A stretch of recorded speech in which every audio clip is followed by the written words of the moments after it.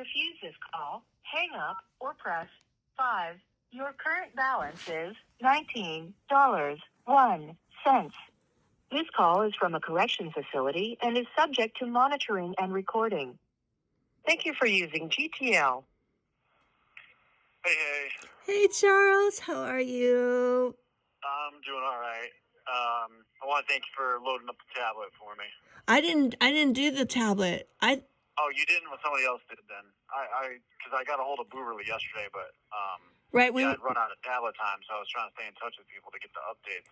I'll find out who it was because we were trying to figure out, because I know how to do the stamps, so I gave the link on how to do the stamps, and then I gave the link on how I do the commissary, but I only do that on Wednesdays because you said don't do it because you could only withdraw on Thursday. So I'm not really sure how you were able to get it. So that's awesome. Well, somebody loaded a few bucks on there, so that was good. Good. Actually, everybody except for Booberly messaged me this morning. I guess Heather found the long formatted video that you all were trying to find, so it was pretty funny to read all this shit.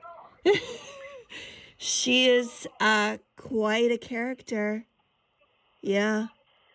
She's got a new host. It's really weird to watch it. I got to be honest with you. It's so predatory. Well, so the whole Greek thing, her mother is Greek. But I think her mother's only half Greek because her German.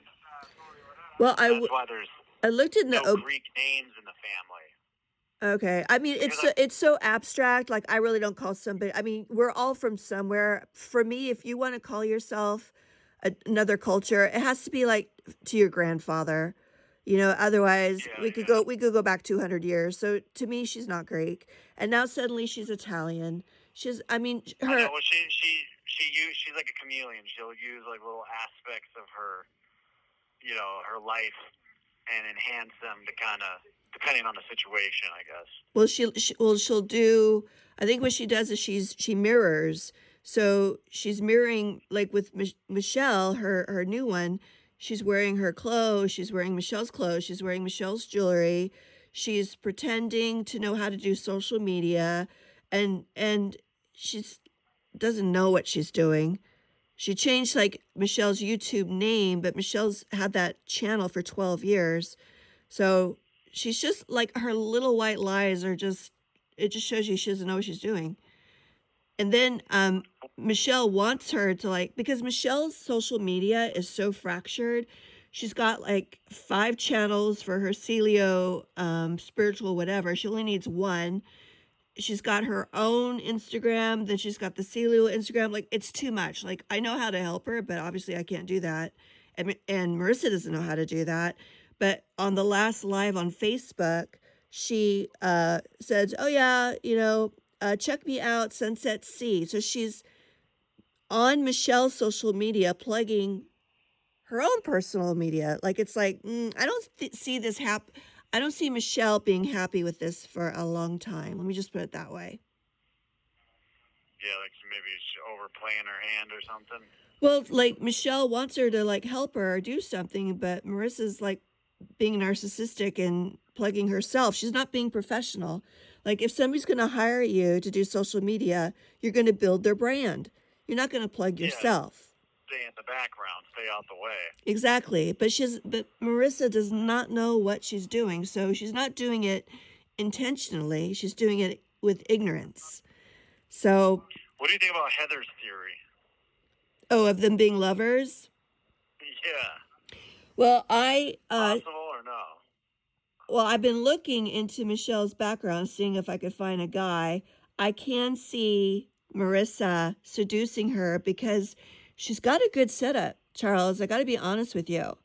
So that place is $1,100 a month.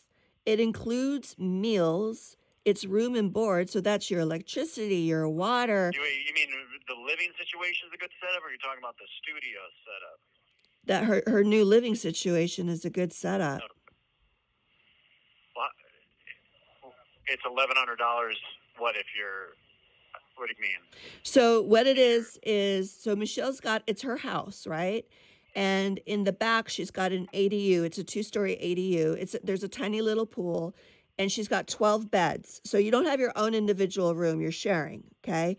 And that's one thing that she said to Michelle. She's like, I don't know. I need my own space. I need this, because Michelle said this on the interview. She's like, yeah, we're not having that.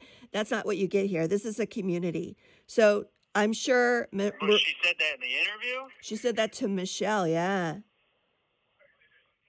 That sounds very cringe-worthy. Yeah, she almost fucked it up for herself.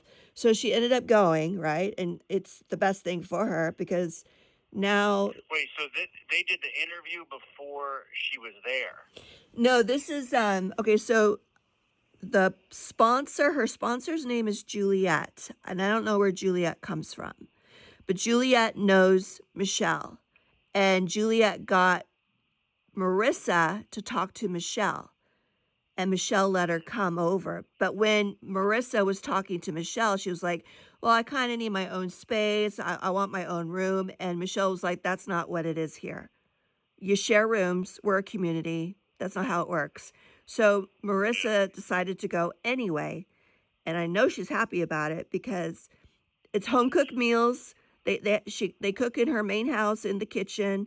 There's a lot of weirdos there. I have to be honest. There's some mentally challenged fat women, and but Marissa is 40 minutes away from Joshua Tree, where she went for the festival. It's the same place she went when she made that video on her uncomfortably numb podcast when she was. Yeah. I remember that. I know what you're talking about. It's the same festival. Because she said, oh, there's a pool here, da-da-da, or like the way she described it, it's exactly where she is. So she kind of like made a full circle. So she seems to like it, though. Oh, she is happy. She's a pig in a blanket. So my theory is, okay, so Marissa's got some bisexuality, and the more that you're kind and seductive and loving to your host, to your target, the longer you can stay, the more opportunities you'll get, the more money you'll be given. Marissa's a player, okay? She's a manipulator. So that's what I think is going on. Like, she's not attractive. Do you think she could be going for a job or something there? She is already working for Michelle. Yeah, like selling shit. Yeah. So, okay, so it's 1,100. Is that part of their business structure, it looks like? Well, okay, so she doesn't pay, she's a nonprofit, so she doesn't pay a lot of taxes, right? And it's $1,100 per person. That's 12 people, okay? And one has been there for 4.5 years. So she's making, okay, just off of that alone, on the rent alone, she's making $153,000 a year. And then with all of the write-offs for the food and everything else, it's like she's making probably under $500,000 a year doing this. Do you think they get funding from the state too? Yes. Yes, they get funding from some of the women. They get funding from the government. They get sponsorships from businesses, and you don't have to pay taxes on any of that. Yeah. So I'm thinking about starting something like that, because my friend, he presented this idea to me last year, and I was not interested, because I just envision a bunch of drug addicts. I'm like, I'm going to be murdered if I live in something like that. No, thank you. But the way that this is set up, it's like, it's just a different way to set it up. I don't know. I'm still thinking about it, but she is a good business. She's a great business person, this Michelle, but she has no fucking idea how to grow her foundation, because she has no idea about social media, and she's been doing this since 2013. It's crazy. Like, there's something dumb about her. I mean, maybe Marissa can bring something to that, and you never know. I have no faith in that. Sorry. I have no faith in that. And I was watching the interview of Marissa and Michelle, even as an interviewee, like, Marissa is such a fraud. The way and maybe it's just because I know her, but the way that she smirks at the camera And well, I've been watching her. Okay, so I downloaded all of her Uncomfortably Numb podcast videos before Yeah. she put them on private. And I'm listening to all of them because I need to remember. I don't know if you can hear it. People are discording here. Hopefully you can't hear that. I need to remember her stories because she tells a different story to Michelle, you know, than what she has told us. Like it changes, you know, like her being Italian. We never knew her dad was Italian. Her dad's not Italian. He's English. His dad. She's always told me that her dad's Italian, but I mean, yeah, I can't really figure out how exactly. Well, there's no Dickinson in Italy. I can tell you that. And they had a big advertising agency, Dickinson Direct, which is Yes. where she got that inheritance from. Yes, Dickinson Direct, which he was the marketing director or something, and plus part owner. I am really surprised they made that kind of sell, because if she said she got that the second inheritance, with the $400,000 she got from the sale of the business, and I'm just really surprised. Well, yeah, but she had siblings too that got roughly, you know, I don't think they got that much because she was the baby girl, you know.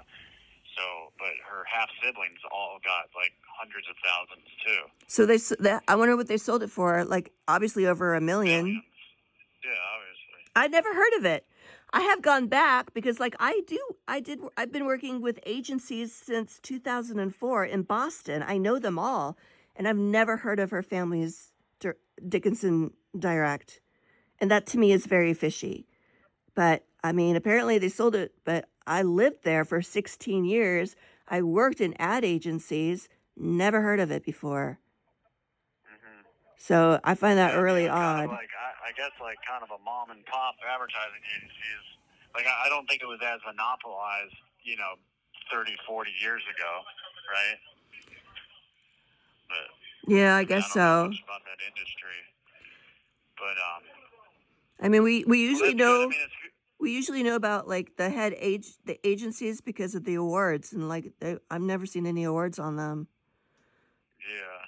But anyway, like she is going to feed like a leech over there and grow herself in that situation. She's where she's always wanted to be, back in California. That's where she wanted to be when her mother was dying, right? Yeah. You know, and that's where she went to rehab and shit out there. Yep, she made a connection there. She met Ani. I mean, Ani's mother. Wait, you said that Ani's mother died, right? No, she said that. Or she's dying. I don't know. She Or died. Alzheimer's. Yeah, she died. Yeah. So she mentioned that on the interview thing. But before that, she said she was couch surfing. But she wasn't couch surfing. She was on Ani's couch. So it was kind of like a diss to Ani. So I'm not really sure if she could have been doing that to protect Ani too. I don't know, you know, from trolls potentially. Oh yeah, maybe. I'm not sure. That's true. You know, but yeah. I mean, it sounds like you know, they also said I think Heather, you and Olga, like she's definitely toned down the rhetoric against me a little bit, right? Yeah, so she's not mentioning that. She's not going with the grape story on these videos anymore. She has not mentioned the grape story. She did show Michelle clips and pictures of the abuse, alleged abuse, which we know is not true. She showed her that. It's probably the video of me covering her mouth and then yep. that bruise that yeah. she sent Jay. Yeah. That's probably what it was. I mean, it looks like liposuction, but whatever. But she's got her stories to keep her glued together. You have 1 minute remaining. Do you want to call back? Yeah, I'll call back real quick. Okay, bye. I got another question that's important. Okay.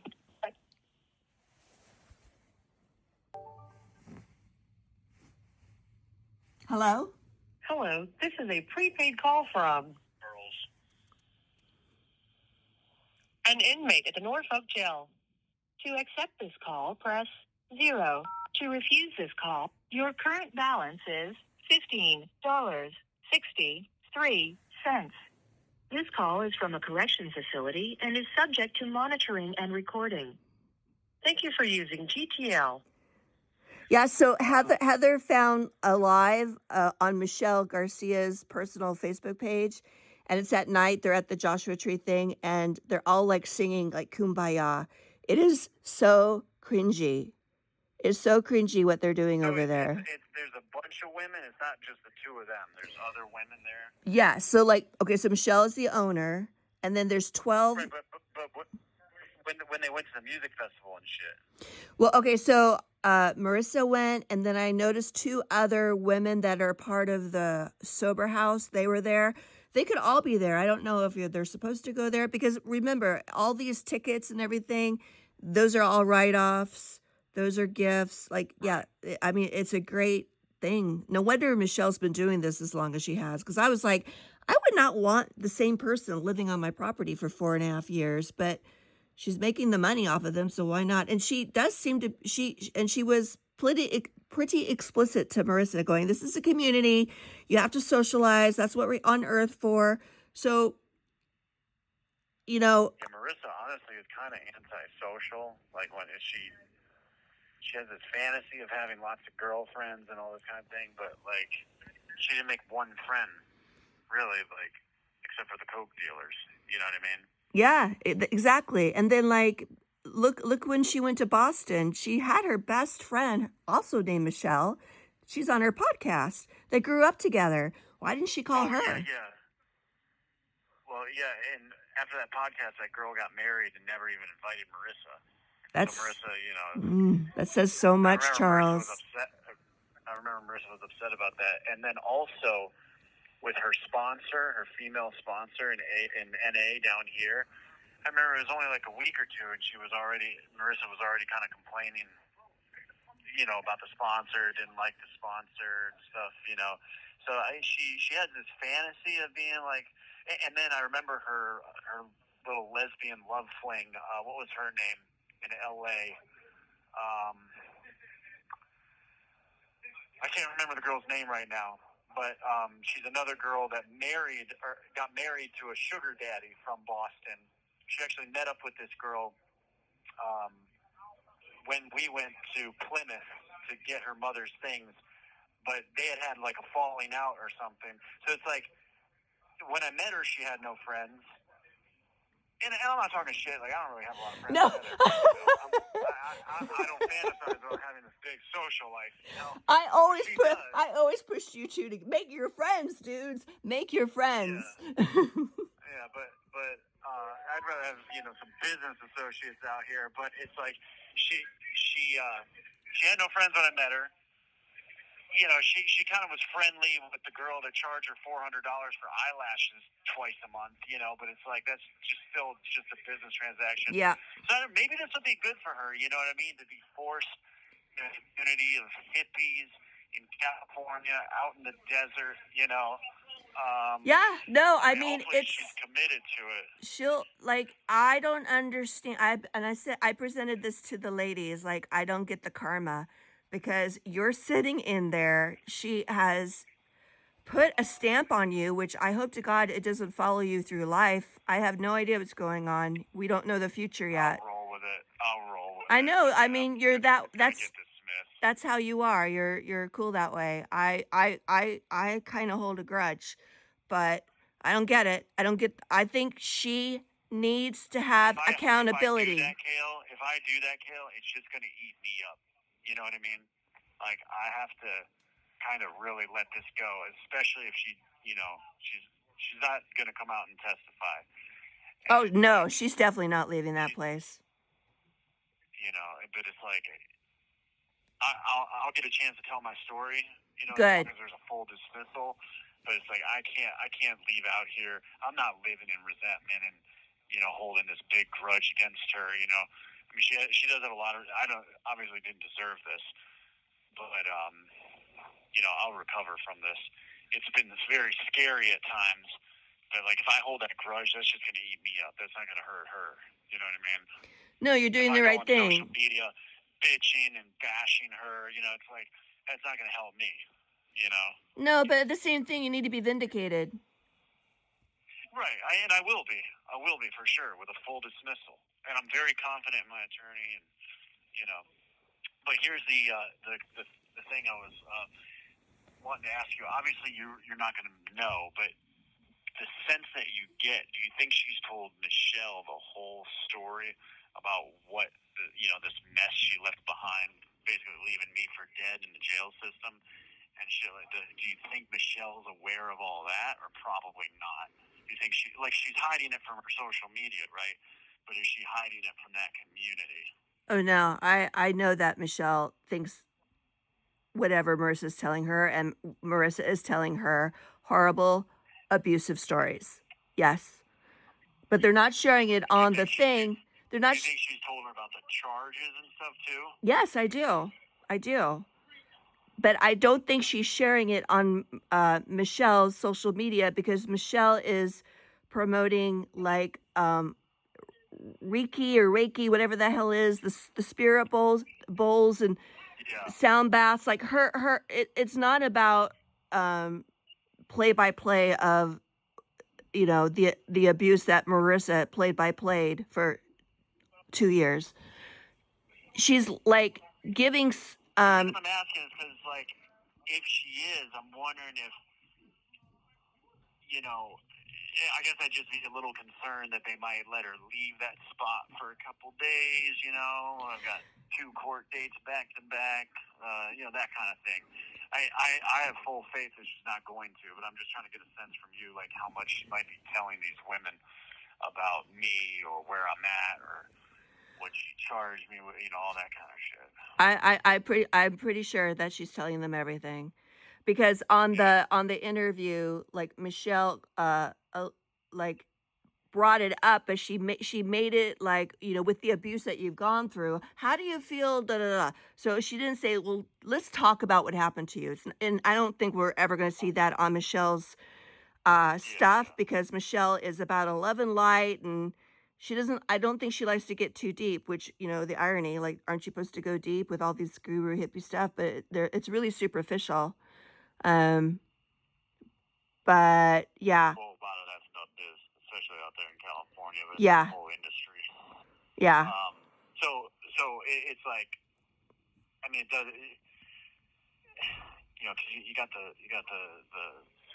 state here willing to, ship her back out here and shit. I'm just wondering if, like, maybe the ladies out there are encouraging her not to, or I know you're worried about this. you. I know you're worried about this, Charles, but from what I have been like watching all of this stuff, because like watching her on all her accounts on Instagram, on TikTok, on Facebook, like, and on YouTube, like watching all of her accounts. She's got many. And I think Marissa wants to be part of that. It's not a pyramid scheme, but like she definitely is. She creates these oils and stuff for them to sell, so maybe they could make some money as they stay there. It's kind of culty, and I think that Marissa is going to want to. I think what it is there is, I'm trying to remember how Marissa said it on one of her things. She went live on her YouTube channel the day that you had your court date. And on that live, it was like less than 5 minutes. But she said that she wasn't going to get into it anymore. Like, she's going to let things go. She's going to take the L. So I don't think she's coming there. Yeah. Well, I have full faith that she's not either. I guess it's just like, Yeah, I don't think Michelle is encouraging her to go. Into my mind, the lack of faith creeps into my mind. Well, keep the faith, keep the faith. That is just that's your negative voice talking, because Michelle wants her there. Michelle's busy, and now. And it seems like she's busy and like she's not going to take any time out to leave California at this point, Right. She wants to maneuver herself into being Michelle's right-hand lady right now because she needs to make money. She wants to meet somebody to take care of her, like her friend that has a sugar daddy. We all know how Marissa works. So there are agendas there. So I don't think you have to worry. I think it's but like she keeps talking about, I'm not in a low frequency anymore, and like all that kind of rhetoric, it's like I would think too she's a little concerned that if she were to, pursue trying to, bury me, that she'd be taking the chance that that would dominate her social media and all that kind of thing. You know, maybe she's hoping I'm just going to get out and I'm just going to let it go too, and she'll never have to worry about all that drama again. I mean, Does that make sense? It does, and I was talking with Olga and Heather and Booberly. Like she isn't talking about anything, but at the same time, oh, that's what it was. Olga went on the TikTok on her live TikTok, and she said, "Oh, you something like you haven't paid back people or something like that," and it got Marissa all frazzled, right? But it's like, Yeah, I heard about that. but if Marissa thinks she can hide her past, all of us have clips and we all have a story because she fucked us all over in different ways. So it's like it's not just Right. you. If she's worried about you, then she's got to be worried about everybody. Because we could all come out I in. mean the community, yeah, like you know what I mean. I think she's what I'm hoping for. What in the front of my mind, I'm trying to manifest this thought. No pun intended with the conversations about her and her new community, but I'm trying to manifest this reality that she's there for good. She's not coming back. She is just expecting that I'm just going to be let out. She doesn't care when I get let out. Obviously, she's never going to make it right and vindicate me herself. But she's just not going to show up, and then she's just going to bank on the fact that she didn't completely ruin my life for like fucking 10, 15, 20 years, and I'm just going to let it go too, and she's just going to move on. That seems to be her mentality. I agree. I think she disassociates, from the shit that she does to people. She just because she's got a personality disorder. Yeah. And so she's probably going to think, oh, when he gets out, he's gonna call me, blah blah blah, and I'm gonna tell him to fuck off. Please don't call her. Oh my God. No, I haven't talked to her I haven't tried to call her in about over a month now. So. Oh, that's good. I think that's beneficial to you. The last time I talked to her, she was like, "Fuck you, fuck Virginia. You're never gonna see me again." That was one of the last things she said to me. So